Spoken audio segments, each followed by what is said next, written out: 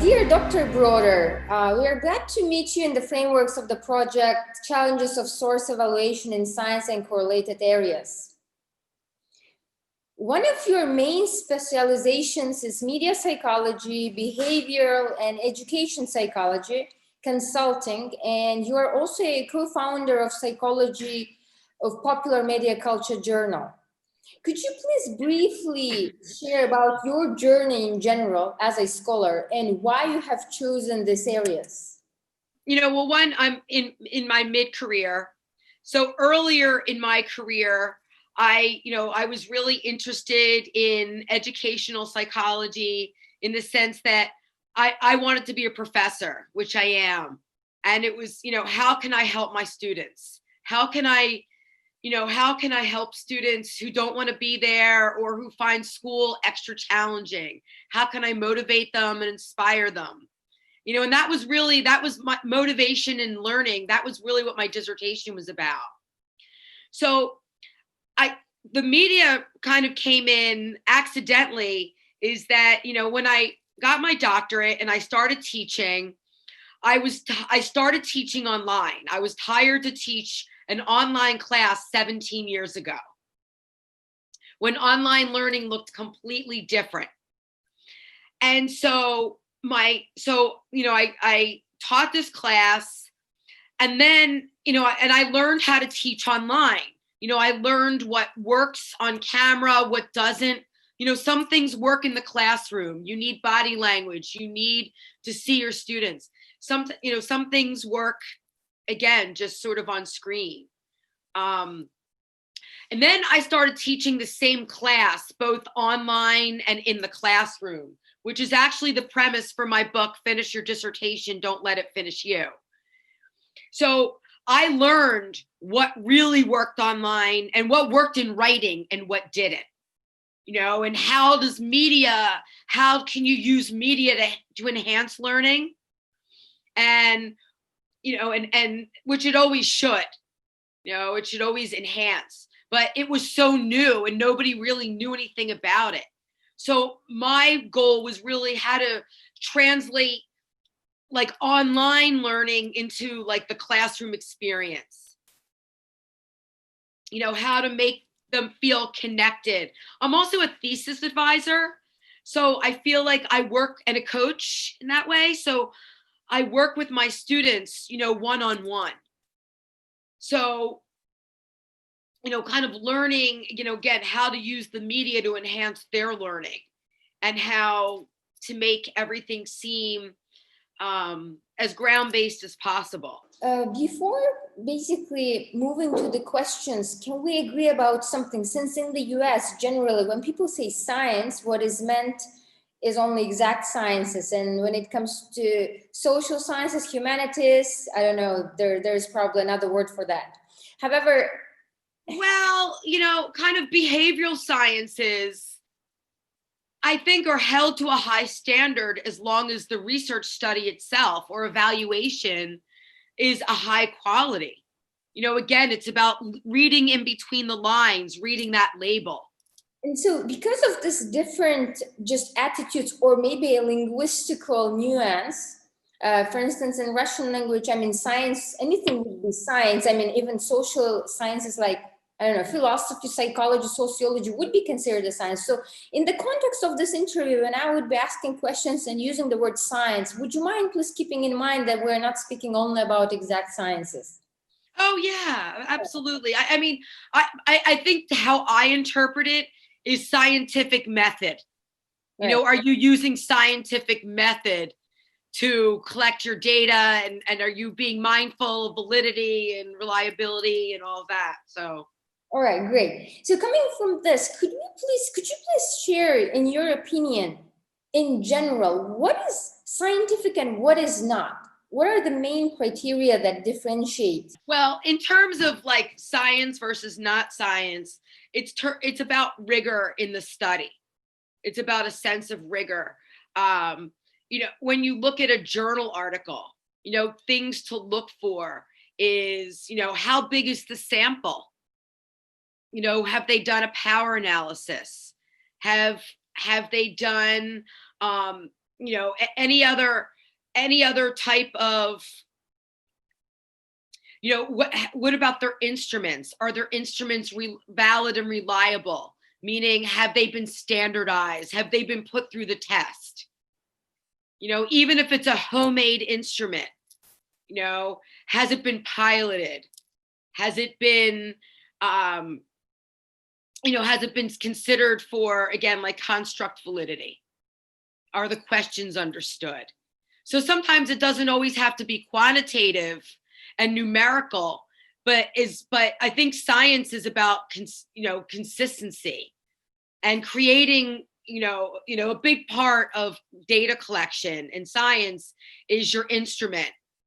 In the behavioral sciences, whether they're interview questions, they're survey questions, they're focus group questions, they're experiential procedures, but has it been piloted and validated? Are your respondents, do they understand the questions the way they're supposed to be understood? Now, moving to another question, since you have such an extensive experience when it comes to media psychology, could you please share with us what kind of media sources could be used in scientific research? In other words, in the first place, media resources, are they reliable in the first place? And if yes, which kinds can be used? Okay, that's a great question. In terms of for the layman, a layman is not going to go to a university library and pull journal articles, right? So you're looking at different sources who's going to do that for you. One thing it's called in the US is media literacy. And that's really like learning how to, pick the right sources, that have been fact checked, that are reliable, that are prominent. So, and I think it's a matter of, certain news sites, have done their fact checked. They've done their fact checks, and some of them they don't. And some of them, like when they have like a correction notice, like a correction, it means that they're following up. That they just didn't slap it together. Like, oh no, there's a wrong number in here. I have to let our readers know.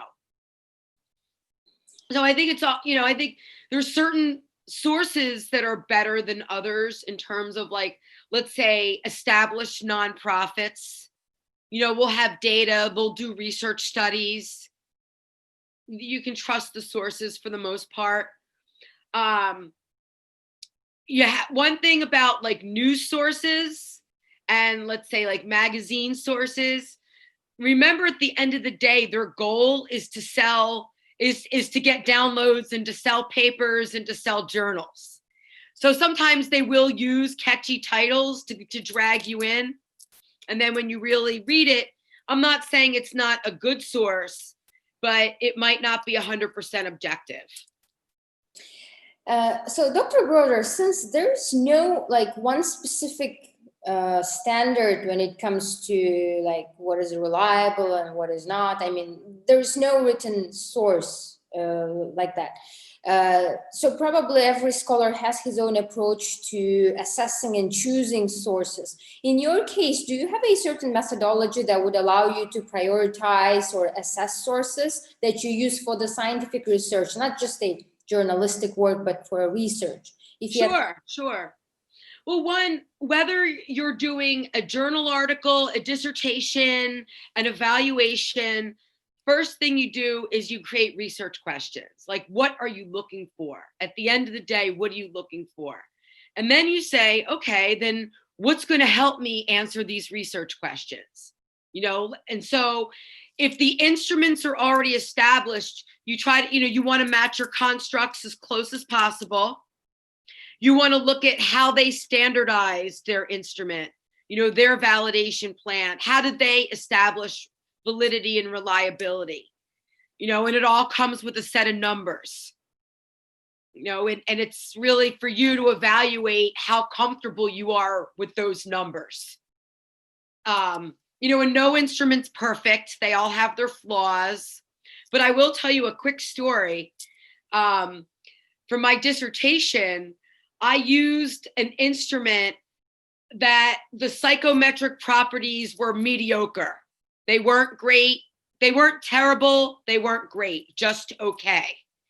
So my doctoral advisor had me do a lit review search and find every single article that had published something about that, who used that instrument.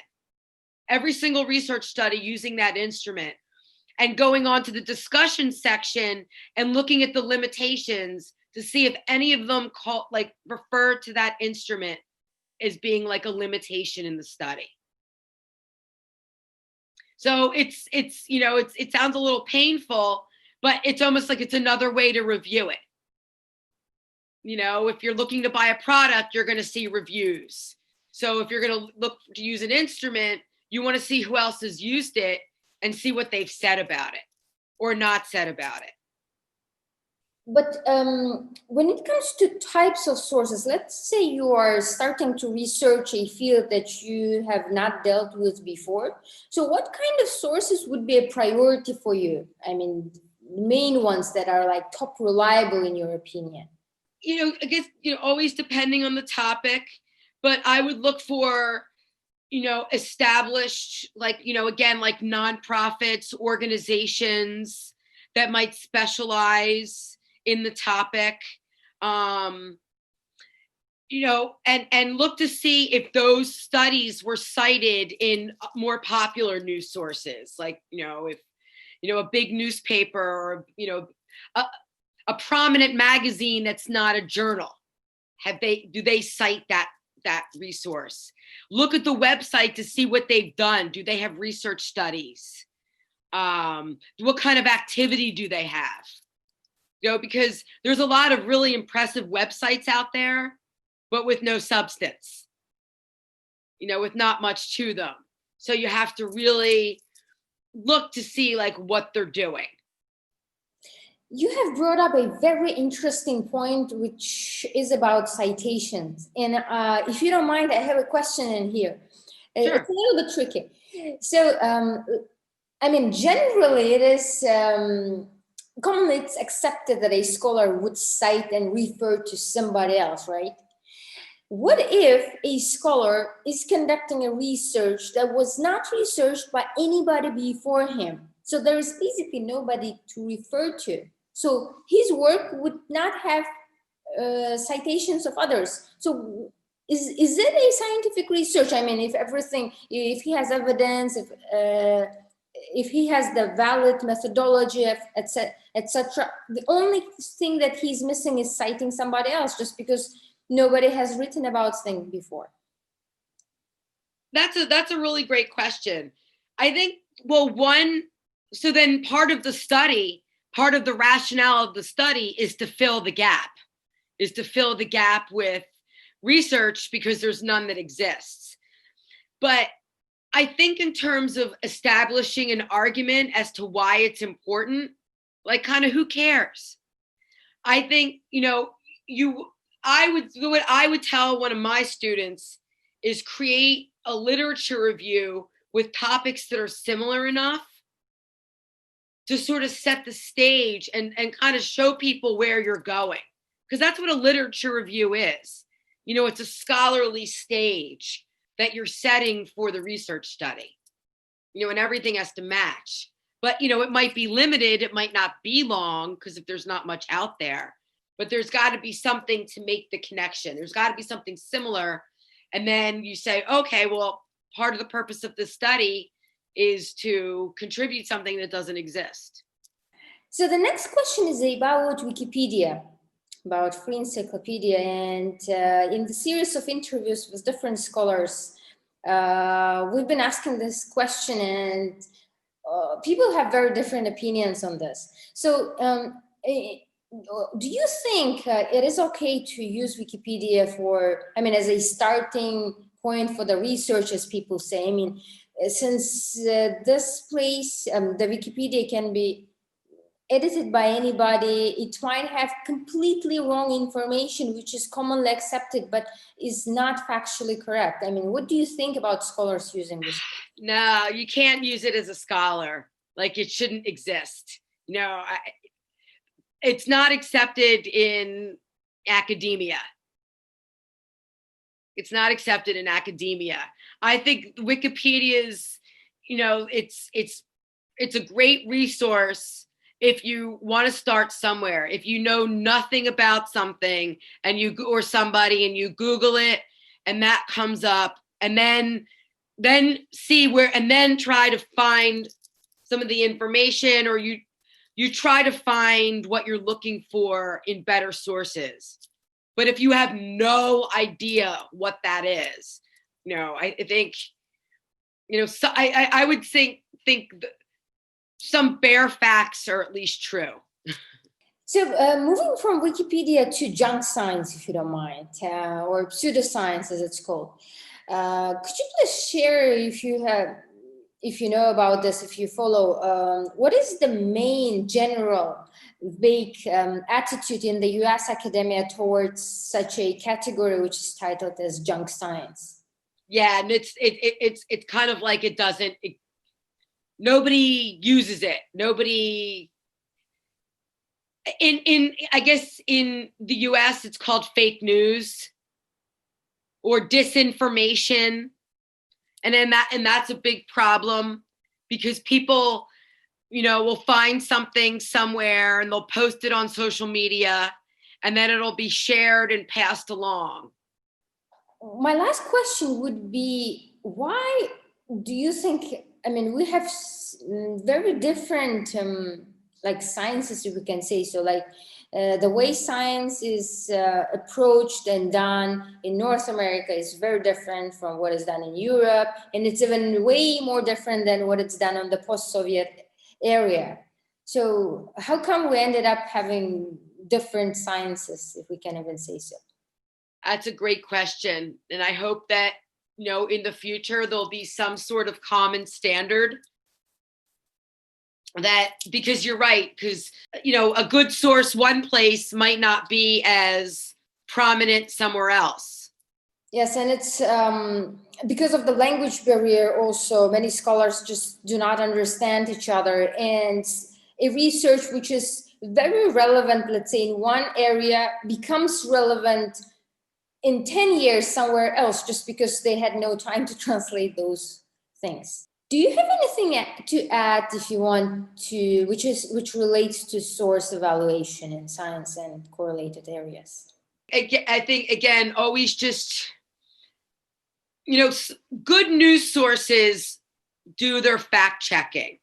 So I think for the most part, you can trust major news sources. But again, always consider the source, always see where it comes from. And, kind of, and just be a smart consumer of research, and just not even the source and where it comes from, what's within it. What kind of sample did they have? How big was it? How diverse was it? Was it a representative of the population they were trying to study? In the 80s, they would do research studies where, in the US, where their samples were 18-year-old white males from Midwestern universities, and then try to generalize the results on like the global adult population. And you can't do that. It's like you can generalize to other 18-year-olds, boys, men, not the entire global population. So in that way, science has gotten better. But again, it's like looking within and seeing, how did they collect data? How, what were their questions? Did they try to validate their questions? Even if they made up their own, did they do anything on their own to make sure the questions were sound? I understand. I totally understand your point. Thank you, Dr. Broder, for your time. It was a pleasure to You're talk. welcome. Thank you. This has been a pleasure talking to you. I can talk all day and all night about this.